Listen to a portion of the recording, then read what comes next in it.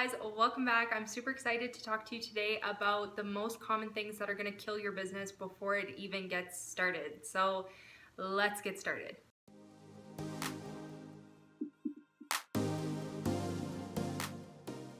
The number one thing that is going to stop your business before you even get it off the ground is going to be your mindset. Doubt, procrastination, fear, overthinking, perfectionism, all of these things will take you down faster than any challenge that you could possibly encounter in your business.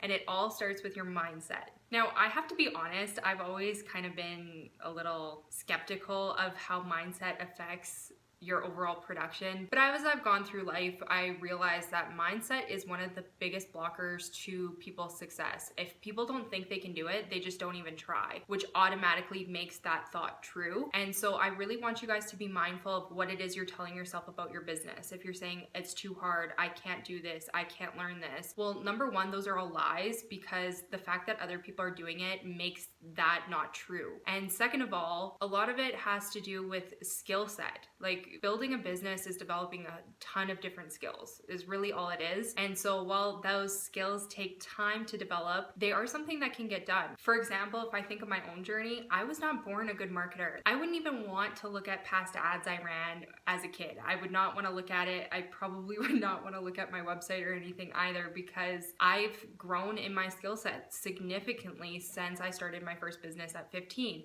And so keep in mind that what you're actually intimidated about is looking stupid. You're worried about what your friends and family are going to think of you, and you're worried about all of these different things that have nothing to do with the skill set you need in order to build a business. And the biggest difference between people who succeed and people who fail are the people who gave up.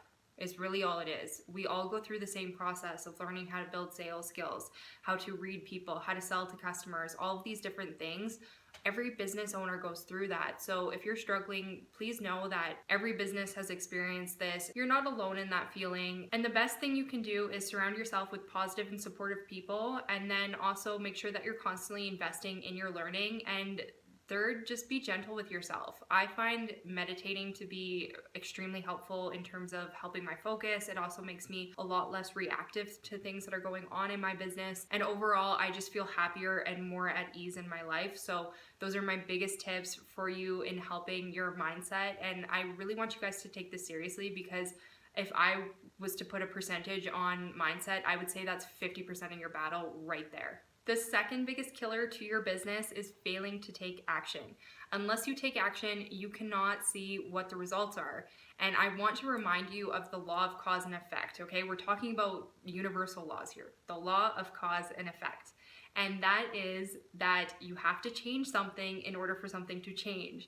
And so what I see a lot of people doing, and this kind of leads back to point number one with mindset, is they overthink things, they question things, they try and get everything perfect before they put it out into the world. And then as time passes, they realize they're not getting any results. And then they just use that as confirmation that they're not going to make it in business. And that's so ludicrous, because you didn't do anything. You didn't talk to a customer. You didn't put up a website, you didn't invest in your business, you didn't read a book, you didn't do any of these things that you need to do in order to develop the skill set you need and to gain experience. And the only way you can gain experience and learn from that experience is if you're trying things. And unfortunately, that just opens you up to looking stupid, doing dumb things, and making mistakes. It's part of the process. Any entrepreneur is going to support you in that. Any entrepreneur is going to understand that. And anybody who does not understand that, well, they are the people that are in the peanut gallery and the grandstands. They are not the people that are out playing the game, okay? And I want you to take that very seriously. You have to be taking action if you want to see results. I do free video audits, and I've done probably hundreds of them at this point. And it's really funny, because I'll usually check up on the people that I've done video audits for to see how they're doing. And it's crazy how many people don't take action on the advice they were given. So me, a professional marketer, I went out of my way to do a favor for you, to audit your account and show you all the right things to do. And all you had to do was take action on that. And a lot of people don't even do that. And then they convince themselves, well, social media marketing doesn't work. And that's simply not true. You didn't take action on it, so you didn't see the results. And that is where that conversation starts, and that's exactly where it stops. The only person who can take action on their business is you. Now, the third biggest hurdle a lot of entrepreneurs run into is dealing with criticism. And this is especially true if you're choosing to do social media marketing online, because that opens you up to a ton of strangers, all with different opinions, perspectives, and outlooks on life. And so some of those outlooks and perspectives are not always going to be nice. And because they're strangers, they usually don't care too much about your feelings either, unfortunately. So I want to give you a few different tips that you can use in order to help you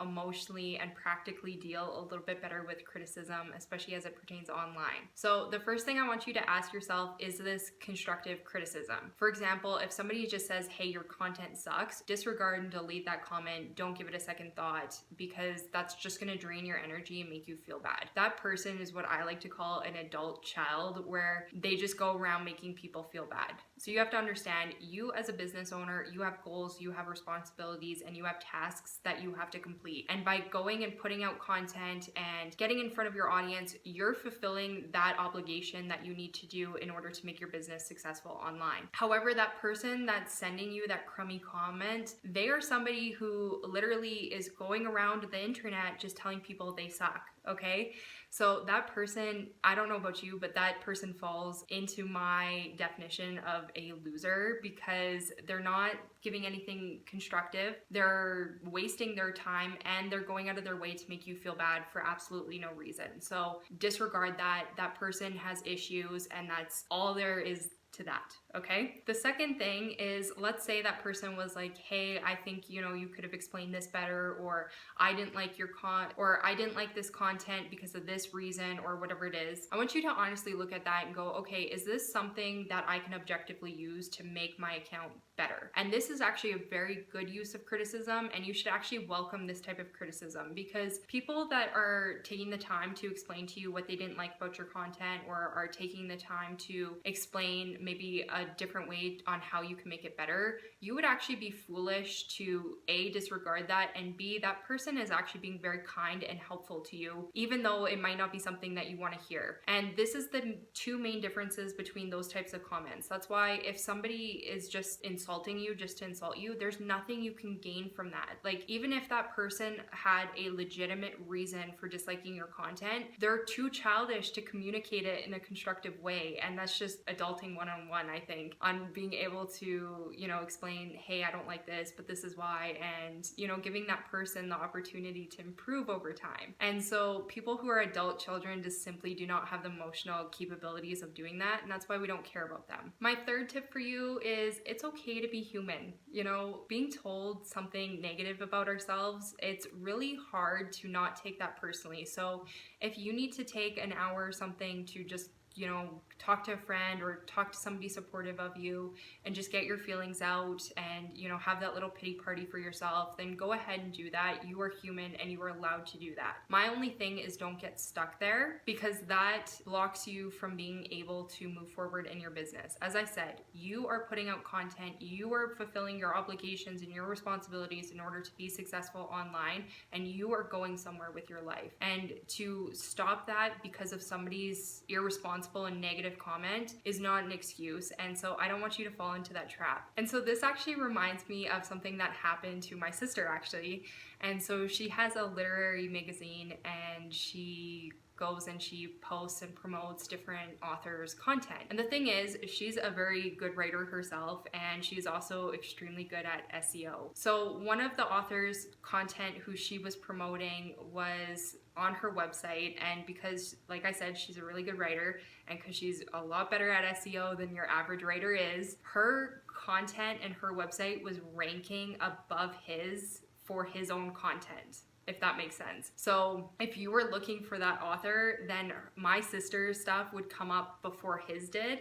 And this guy just went off the wall about it, which is actually incredibly stupid on his part, because my sister has a bigger literary magazine and she was promoting his work. She even had backlinks to his website in order to make sure that he was getting the proper credit for it. So why this guy would even be mad about this, I have no idea. But anyway, he was actually harassing her on her website, and he was saying all these mean things to her, and he was going at her. And like, honestly, this went on for like a month. My sister really internalized that, and she stopped putting content on her blog, and she stopped doing all the things that she was doing that were making her so successful. And I really want you guys to fight the urge to do this, because anybody who is saying negative things about you or your content or anything like that is, by definition, and I want you guys to take this very seriously, they are a complete and total loser, okay? Why he would spend time harassing somebody that was helping promote his blog, why he would waste a month of his time leaving her negative comments and creating negative energy makes absolutely no sense. And so you really want to consider, hey, what can I learn from this situation? So my sister learned, you know, I should be approaching people and asking permission before doing these things for them. And then the second thing is my sister needed to learn how to get tougher skin, because she could not be constantly stopping and starting every time somebody left a negative comment. And the thing is, as you're getting more successful, you should expect more negative comments, and that means you're doing something right. So I want to send you tons of love if you are experiencing a similar situation. Keep going through it. Don't give a lot of attention to people who are being negative and trying to bring you down. That is their goal, and if you let them, then all you've done is delayed your progress at the end of the day, and you've let them win. So I hope these tips help you, and if you are experiencing anything where you are having a harder time in your business and you're not sure what direction to go in, I highly recommend that you find other entrepreneurs to talk to and to relate to, because they understand the problems that you're going through yourself. And so it can really help you in terms of support and getting through those times where maybe some negative things are happening. And so the other great thing about it is a lot of these people have been through all the same things you're going through, and it can help you bounce back faster. With that said, I do have a free marketing membership that's designed to flow like a paid course would, and I walk you through how to set up your marketing plan, how to structure your social media account to get sales.